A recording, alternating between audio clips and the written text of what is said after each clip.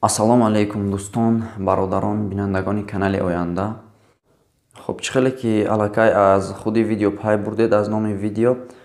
Дар мавзӯи имрӯза, дар видеои имрӯза ман мехостам ки якчанд нафаронро, якчанд блогеронро, якчанд нафароне ки дар YouTube баромад мекунанд, онҳоро ба шумо тавсия диҳам. Хуб ин ягон хел реклама нест. Шояд ҳатто бисёри онҳо маро нашиносанд, аммо аз сабабе ки шахсан худи ман онҳоро тамошо мекунам ва фикр мекунам ки аз онҳо фоидае ҳаст ва барои ҳамин ҳам ба шумо низ онҳоро тавсия медиҳам. Чӣ хеле ки худи шумо медонед, дар YouTube бисёртар видеоҳое ки ҳазлу шӯхиҳои бемаънӣ ё ин ки ягон чизе ки манфиате надорад, шарманда кардани ягон нафар, видеои ҷавоб гардондан, ҳамаи инҳо бениҳоят тамошобинони зиёдро мегиранд. Аз 100,000 1 миллион боло. Аммо он чизе ки ба худи мардум фоидае дорад, фоидаи дунёӣ ё ки охиравӣ, онро камтар тамошо мекунанд, онро камтар дастгирӣ мекунанд.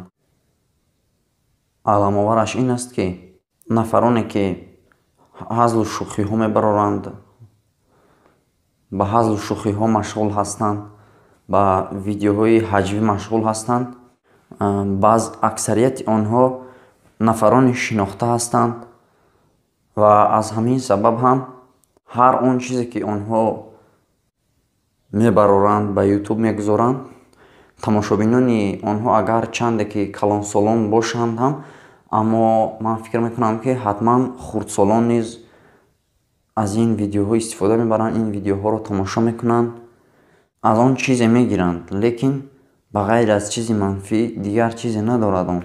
Ва шӯхӣ ҳам сарҳад дорад, аммо баъзе ҳамин нафароне ки ба ҳаҷву шӯхӣ машғул ҳастанд, онҳо низ аз сарҳад мегузаранд баъзан вақт ва намедонам чӣ гуна насли ояндаро тарбия мекунанд. Оё ба ҳамин роҳ? Ман инро аз пеши худ намегӯям. Ҳамин ҳазлу шӯхиҳое ки мешавад, ягон ҷиҳатҳои манфӣ дорад, ҷиҳатҳои ғайриахлоқӣ дорад. Мебинед ки дар кӯча хурдсолон, талабаҳои мактаб бо якдигар ҳамчунон шӯхиҳо карда истодаанд. Ҳамон суханҳое ки дар ҳамон видеоҳо мебинанд, ҳамонро гуфта истодаанд. Аммо агар ягон чизи мусбат бошад, барои онҳо ягон фоидаи расонад, аз он ягон чизе намегӯянд. Хоб ман фикр мекунам ки беҳтар мешуд ки онҳо низ ҳаҷв кунанд, аммо аз сарҳадҳо нагузаранд ва бисёртар кӯшиш кунанд ки видеоҳои тарбиявӣ созанд, беҳтар мешавад. Зеро хурдсолон рафтору фаъолияти онҳоро такрор мекунанд. Нафароне ки наворҳои тарбиявӣ мебароранд, нафароне ки наворҳои илмӣ мебароранд, нафароне ки наворҳои исломӣ динӣ мебароранд, бисёртар онҳоро тамошо кунанд, беҳтар мешавад ба фикрам. Мисол ман киро тавсия медиҳам барои тамошо кардан? Бештар тамошо кунед, ман ҳамин нафаронро тамошо кунед.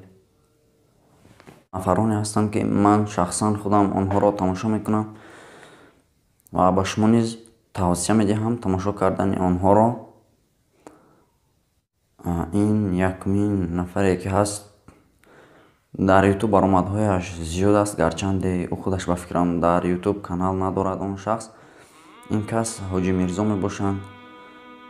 Видеоҳои ин нафарро тамошо кунед, ҳатман ба худ бисёр чизҳои хуб мегиред.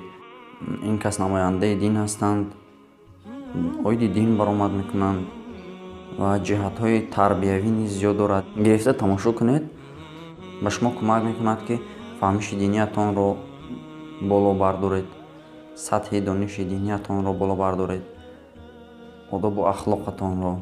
Хуб аз оне ки ман оиди нафар гап мезанам, даромада худатон бинед, беҳтар мешавад. Ба фикрам тамошобинон ҳам ҳастанд, ки ин нафарро тамошо мекунанд инҷо.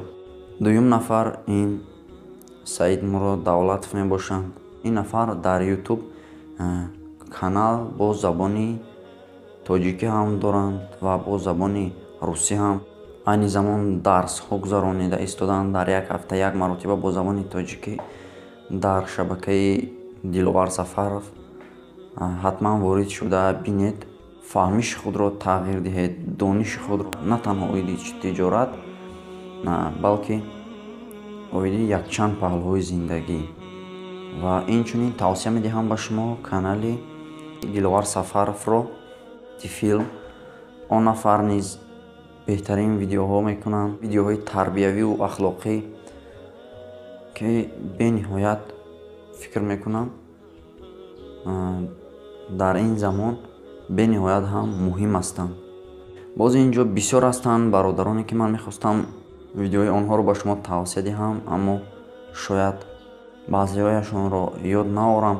Ва аммо лекин ҳар як нафаре, ки оиди илм видео мекунад, оиди дин, тарбия, бизнес, он ҳама чизе, ки барои шумо лозим аст, ҳам дар ин дунёятон ва ҳам дар он дунёятон бисёр ҳам ба шумо фоидаовар аст, фоидабахш аст. ҳатман тамошо кунед, даст накашед аз чунин видеоҳо каналҳо. боварӣ дорам, ки ин беҳтарин мешавад дар ин дунё. кӯшиш кунед, ки се чизро ба даст оред. Якум ин илмро ба даст оред, илму донишро. дуюм тансиҳативу бардамиро ба даст оред. ва сеюм пулу сарватро. ҳарчи кӯшиш кунед зиёдтар ҳамин се чизро ба даст оред, аммо хоксориро низ аз даст надиҳед, дар кадом ҳолате ки набошед. ва ин чиз ба шумо кӯмак мекунад ҳамаи инҳо, ки ҳам дар дунё ва ҳам дар охирататон ба шумо кӯмаки зиёд ва сарбаландиро медиҳад, иншоаллоҳ. ва инро ҳама ба фикрам, ки мефаҳманд, ки барои чӣ чизҳо лозим ҳастанд. бо ҳамин видеои имрӯза тамом бародарон, тамошобинони шабакаи Оянда, дар паноҳи худо бошед то дидорҳои оянда дар видеои оянда. хайр.